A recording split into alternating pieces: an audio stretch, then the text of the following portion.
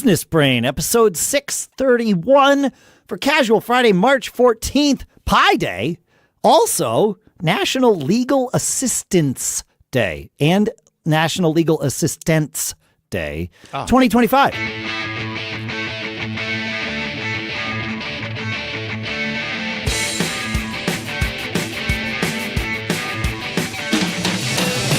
Greetings, folks, and welcome to Business Brain, the show where we take some ideas and we dissect them, we analyze them, we use them to tune our business brains so that we can each do a better job of leading our charmed lives today than we did yesterday and also tomorrow versus today, and the whole thing goes on. Shopify.com/businessbrain is where you're going to go. They are our sponsor for this episode. You can sign up for their $1 per month trial period. And we'll talk more about that in a little bit. For now, here in Durham, New Hampshire, at least when I'm recording this, I'm Dave Hamilton. And out here in Northern California, I'm Shannon Jean. Happy to be here. Happy FridAI Day. Happy FridAI, my friend. Yep, yes, absolutely. Yes. I can't take credit for my submission to FridAI, or at least not for coming up with the idea. But it's brilliant. You know, in ChatGPT, you can create your own GPTs of things so that it focuses and sort of learns in that particular bubble. And a Mac Geek Gab listener suggested this. Create a GPT, and then upload all of the PDFs from all of the user manuals from all the stuff that you own. Oh, my gosh. I know. Right there. Right? Stop. Now it's your tech support assistant, but it's correct because it's trained properly. It's not just looking at the internet at large and coming up with trying to synthesize things and getting it wrong most of the time. It's like that option doesn't exist. What are you talking about? Yeah. No. Train it That's specifically. Yes. Are companies like iFixit, do you think they do that? Well, their business is... They should. I mean, with any customer service department, if you're not using AI for your customer service, start tomorrow, immediately, because you can upload all of your previous customer service ticket history. Right. And instantly it's trained. It's amazing. You've already done the work to train it by answering people's questions. Just upload them and you're done. Yeah. That's huge. Yes. Yeah, that's crazy. And the user manual thing is killer. Yeah, the user. So I was trying to think other things that, that's crazy. All the PDFs, all the things. Then put it when you need to solve a problem, go into voice mode and tell it, hey, I need you to help me solve this issue with my dishwasher or whatever, right? Yeah. Right, Give me each step one at a time, and wait for me to tell you to give me the next step. Yeah, and now you've got an assistant. Could I? Yeah. Do you think you could do it? Like, I'm thinking about this for like my content business. Could I upload every piece of content? Well, maybe I don't need to if I use Grok, I guess. But if you uploaded the full articles of everything you've written, you could go back and say, hey, I want to help me pull data from that and present it in a different way, right? Yes. Or try some, what I want to do, and I actually had a conversation with ChatGPT about this the other day, and it did not have an answer for me yet, although I might be under NDA about a product that's coming that might do this. Don't do it. Don't NDA yourself. No, it's totally fine.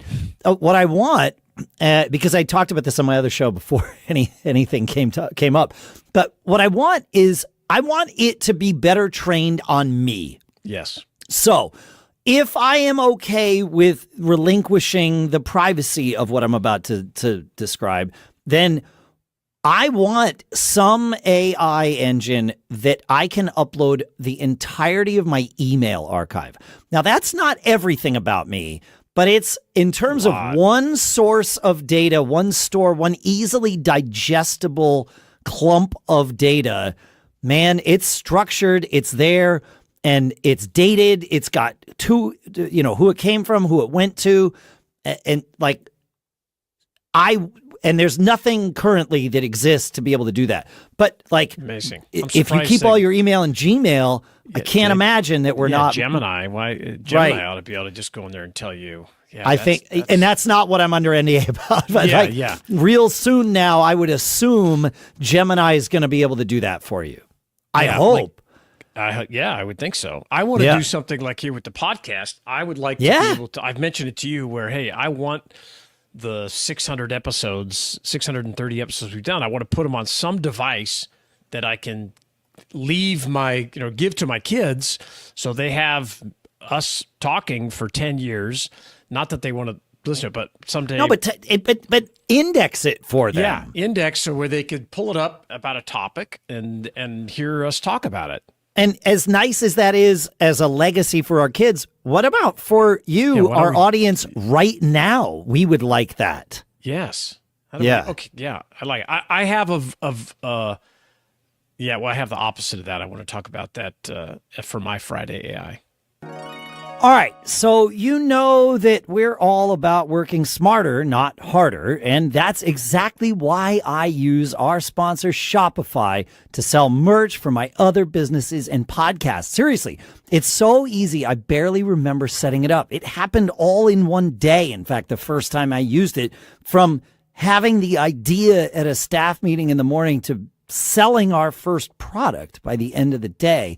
It's like Shopify just read my mind, built my store, and whispered, "Go forth and sell." Shopify gives you the best, and me, the best checkout experience on the planet. And Shop Pay boosts conversions by up to 50%, meaning fewer abandoned carts and more cha-ching moments. Whether your customers are strolling, or impulse buying at 2 a.m., Shopify makes sure they can click buy now wherever they are. And listen, if Shopify were a person, I'd hire it as my CFO, my COO, and possibly my life coach. It's that good. So if you're ready to upgrade your business and start living that charmed entrepreneurial life, upgrade your business and get the same checkout that I use. Sign up for your $1 per month trial period at shopify.com/businessbrain. All lowercase. Go to shopify.com/businessbrain to upgrade your selling today. Shopify.com/businessbrain. And our thanks to Shopify for sponsoring this episode. All right, what is your Friday AI submission? So, I talked about this last year, but it's gotten so much better that I thought I'd mention again. And that is Google's Notebook LM. Okay. And it does a bunch of stuff, and it uses some Gemini. But one of the things that I really like is, we've done audio. Everybody does audio, and then we have transcripts and creates documents and everything. Well, this is the opposite.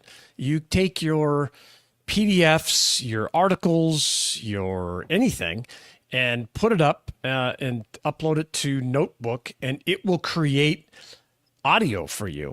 And in a couple of different ways, it will create audio, or it'll understand it enough to where you can, obviously have a discussion with it. But what I love about it is it will have a discussion by itself. So if you have an article that you wrote, and I did an entire book. I uploaded a 250-page book, and it created an 18-minute discussion between two AI voice, that sounds supernatural. Yeah. I think I shared it with you last year, Dave. And yeah, I remember that. It was decent back then. It sounded somewhat natural, but correct. But it was informative. Very informative, and yes, it just allows you to present your stuff in a different way, whether it's a product description on your website, if you want to have somebody sitting there talking and explaining how your product works and that you don't have to create that. Yeah. That you've already got the text and everything. It's amazing. I've used it a bunch of different times. The most use case for me is taking articles I've written, posts I've written, converting it to audio and into a discussion, and then using that somewhere else. It's just repurposing that content. I think it's great. I definitely think it's worth checking out. Huh. It's you can get it. Just search Notebook LM. It's a Google product, and I think it's worthwhile. Check it out. Audio, like they call it audio. One of the things they promote is audio study guides. Okay. I'm glad you said that, because the question I was going to ask is, like, why would I want to do that? But now I get it. Okay. Audio overview. Feature can turn your sources into engaging deep dive discussions with one click. So if you've got this white paper that you really like, but you want to present it to people where they can listen to it in their car or on the subway on the way to work, say, hey, here you go. Here's a discussion about this concept. Yeah. And it breaks it down. I think it's very natural, the way that I should clarify my sort of objection before. It is extremely natural if you accept and know going in that it was created by AI. And to be fair, I haven't messed with it in probably 6 or 8 months, so I'm sure it's more natural now.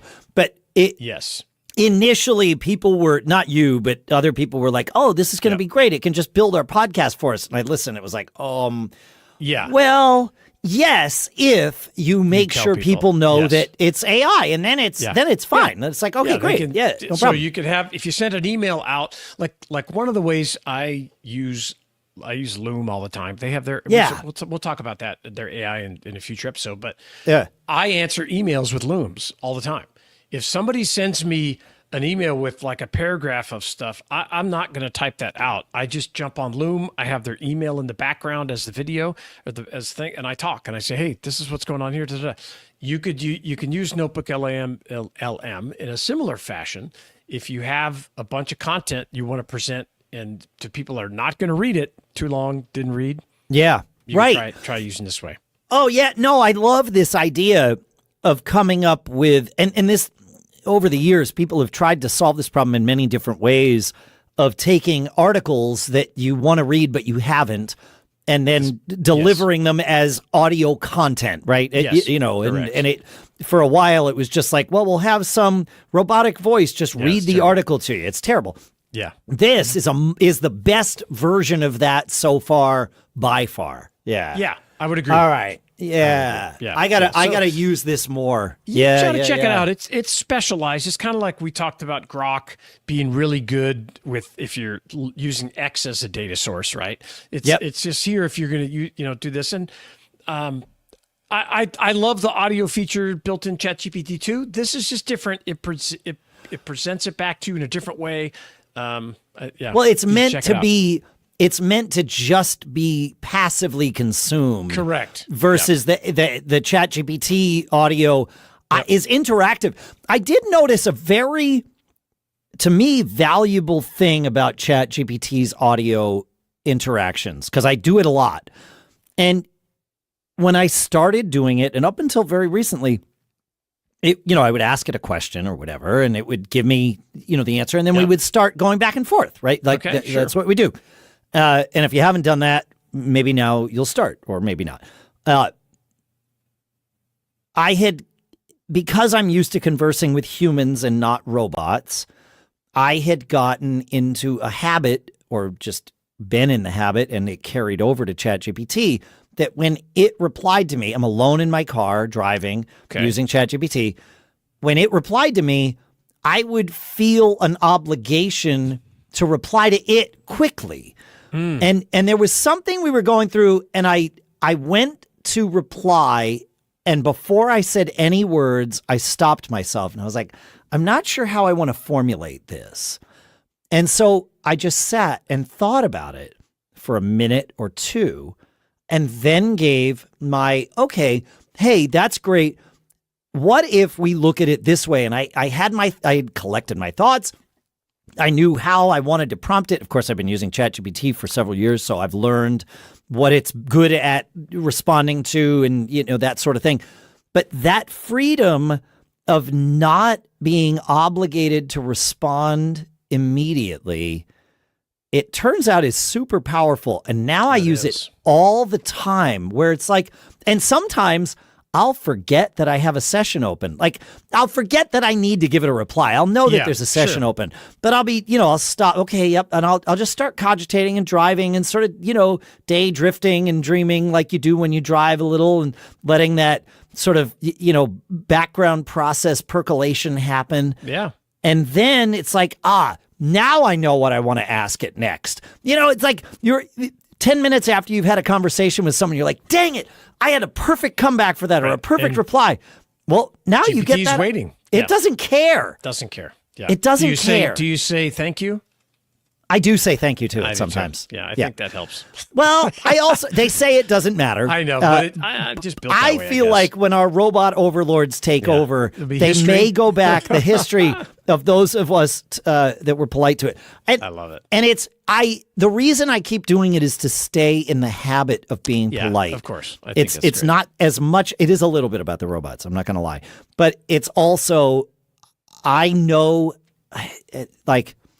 just how valuable saying please and thank you it's huge. are. It costs you nothing and buys far more than I can ever articulate. Yeah. Look at my life. I really truly think that being polite and considerate, and I fail at it all the time too, but attempting to be polite and considerate as much as I possibly can has gotten me everything that I have in life. I agree. Yeah, that's great. Yeah. It's awesome. Well, if you have some AI that we're missing out on, feedback@businessbrain.show. Let us know so we can share it here.